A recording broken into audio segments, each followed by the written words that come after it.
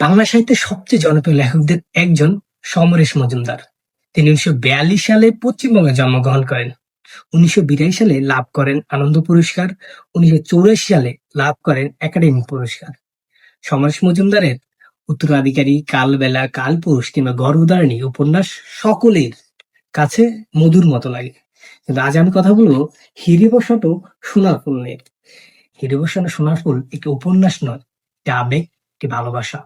আমাদের সমাজ বাস্তবতাকে তিনি তুলে ধরেছেন তার চিন্তাধারা জগৎ দিয়ে। তিনি দেখেছেন তিথির, রঞ্জনা, সুবর্ণা শুধু একটি নারী নয়, এক একটি বিপ্লব।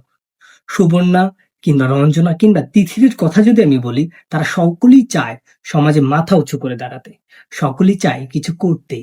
রঞ্জনা যখন ইভেন্ট ম্যানেজমেন্টে চাকরি করে, সে ঘুরে দাঁড়ানোর পথই নিয়ে শুরু করেছিল নিজের জীবন। তিথিরও যখন অভিনয় জীবনে প্রবেশ করে, সে দেখেছিল ঘুরে দাঁড়ানোর নতুন আলো।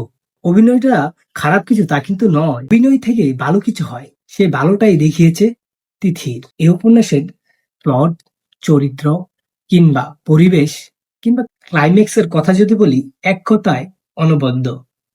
সমরেশ মজুমদার কোনো ফুল নয়, তিনি ফুলের কুঁড়ি। তিনি জন্ম দিয়েছেন অনবদ্য এক উপন্যাস, যেখানে তিনি দেখিয়েছেন সমাজ বাস্তবতার সাথে কিভাবে এটা গল্প মিলে যায়। শুধু কি সমাজ বাস্তবতা, আমাদের সমাজে কুসংস্কার, বেড়ে ওঠা মেয়েদের ধরে রাখার যে প্রবণতা, সেগুলো তিনি তুলে ধরেছেন হিরে বসানো সোনার ফুলে। হিরে বসানো সোনার ফুল শুধু কি সমাজ বাস্তবতা, তা কিন্তু নয়।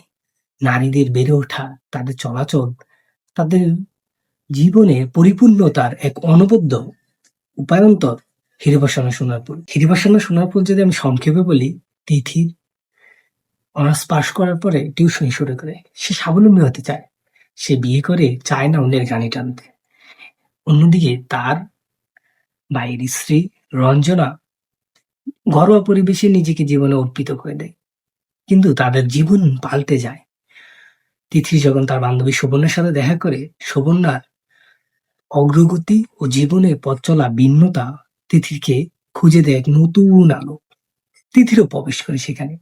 সেই প্রবেশ যে এত সুন্দর হবে তিথির কখনো ভাবেনি, আর রঞ্জনাও কখনো ভাবেনি তারা এভাবে ঘুরে দাঁড়াবে।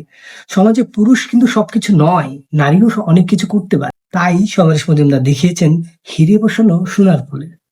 সকলে হিরে বসানো সোনার ফুল পড়লেই বুঝতে পারবেন কেন হিরে বসানো সোনার ফুল আমার সমাজের সাথে একগ্রভাবে জড়িত।